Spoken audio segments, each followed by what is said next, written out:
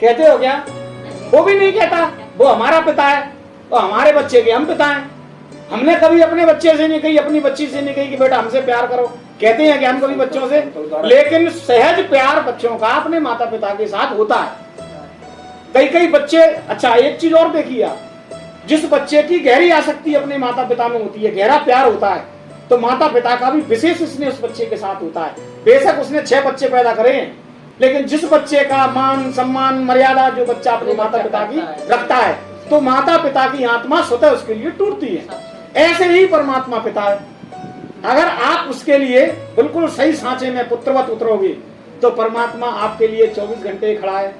और उसकी गति कैसी है कि बिनु पग चले, उसको कार की जरूरत नहीं है, उसको वाहन की जरूरत नहीं है। के बिनु पग चले सुने बिनु काना, और बिनु कर कर्म करे विधिनाना।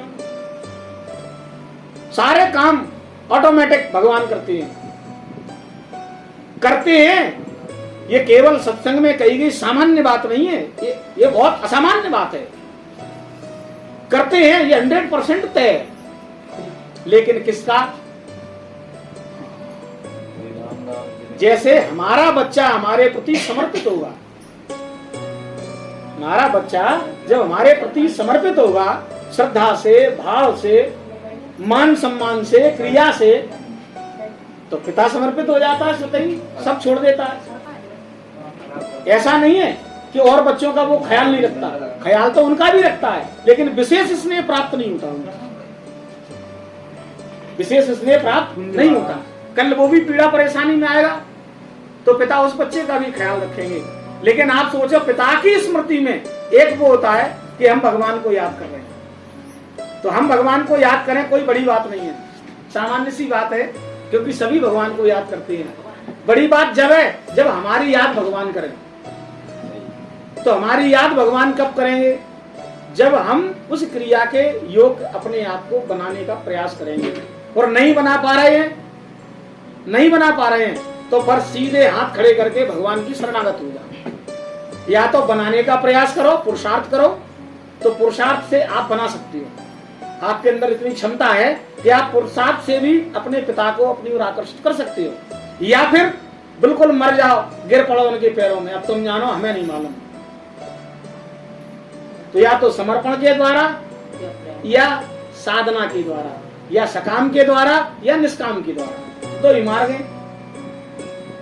या तो बिल्कुल अबोध बच्चे की तरह हो जाओ कि प्रभु अब आप जो करोगे। अच्छा, अबोध होने के बाद फिर मैं मेरा नहीं, रोगी ही रहते हैं। आजकल जो संतान उत्पन्न हो रही है वो जैसे रोगी है, अब वो किसी और का भोग नहीं है उसमें। हम लोग कहीं ना कहीं उसमें सहायक रहे हैं, उसकी उस असत्य की क्रिया में जो भी उसने कर्म किया है, कहीं ना कहीं सहाय रहे हैं, तब भी रहे। और आज भी भगवान ने सहायक बनाया है, आज भी तो भगवान ने उनको सहायक ही बनाया है। लेकिन भोग तो उसी जीव का है जो स्वयं भोग रहा है। सत्कर्म किया होगा, अच्छा कर्म किया होगा, तो अच्छे कर्म का भी उसको भोग मिलेगा। अच्छे कर्म के भोग में भी जो साई तप रहा होगा, वही साई हमको फिर इस जन्म में किसी न किसी रूप में वो प्राप्त हो जाता है। तो सहायक हैं हम सब एक दूसरे के भोग में। आज किसी व्यक्ति को हम देखने गए, रोगी हो गया, हम देखने क्यों गए उसको? कहीं ना कहीं तब भी हमने उसके साथ कोई हमारा संबंध रहा हुआ, कोई क्रिया करी होगी, जो आज भी हम क्रिया कर रहे हैं कि नहीं कर रहे? तो आज भी हम देखने जा रहे हैं। तो पूर्व जन्म का जो प्रारब्ध है, प्रारब्ध के अनुसार अभी हम पुराना खा रहे हैं, बासा, नया नहीं है। अभी नए का तो संचय हो रहा है, ये आपको अगले जन्म में मिलेगा। आज का सत्कर्म, आज आप भगवान का भजन कर रहे हैं, आज कीर्तन कर रहे हैं, सत्संग कर रहे हैं, साधन साधना कर रहे हैं, और अभी ये पूर्ण मंजिल तक नहीं पहुंचे हैं, तो आपका अगला जन्म तय है कि होगा। पूर्ण ज्ञान हो जाने पर फिर जन्म मृत्यु का बंधन मुक्त हो जाता है। वो भी तब जब साधन की अवस्था परिपक्व हो जाएगी, तब स्वेच्छा से चेतना को शरीर से विलग करने की जिस दिन आपके अंदर वो विद्या जागृत हो जाएगी, उस दिन आपका पुनर्जन्म नहीं होगा। लेकिन तब तक अगर जन्म होता है तो आज का ये किया गया सत्कर्म संचित हो रहा है, और ये प्रारब्ध के रूप में आपको अगले जन्म में प्राप्त होगा। आज आप सब लोग बैठ के सत्संग ले रहे हैं, भगवान का नाम ले रहे हैं, भगवान का कीर्तन कर रहे हैं, तो अगले जन्म में आप जहां भी जाएंगे आपको सज्जन परिवार मिलेगा। साधन साधना आपकी वहीं से शुरू होगी जहां आपकी छूटेगी। सारे ज्ञान, बच्चा जन्म लेता है, प्ले ग्रुप से हम उसको स्कूल में डालते हैं और पढ़ाते पढ़ाते पढ़ाते पढ़ाते वो पूरी डिग्री पूरी कर लेता है। फिर अगर वो बच्चा समाप्त हो जाता है तो अगले जन्म में फिर वो बच्चा बनता है। फिर बाकी पढ़ाई वहीं से शुरू होती है जहां से इस जन्म में शुरू हुई थी। तो ये पढ़ाई का कोई अस्तित्व तो है नहीं, ये तो केवल उदर पूर्ति का पाठ है। ये जो शिक्षा हम ले रहे हैं ये उदर पूर्ति का पाठ है, ये केवल जीवन यापन के लिए शिक्षा अर्जन हो रही है। बकाया वास्तव में जो ज्ञान है, जो शिक्षा है, वो इस जीवन के लिए नहीं है, वो आत्मा की यात्रा है, वो पूरी करने के लिए वो ज्ञान, उस ज्ञान का ही नाम आत्मज्ञान, ब्रह्म विद्या कहा गया, अध्यात्म विद्या कहा गया।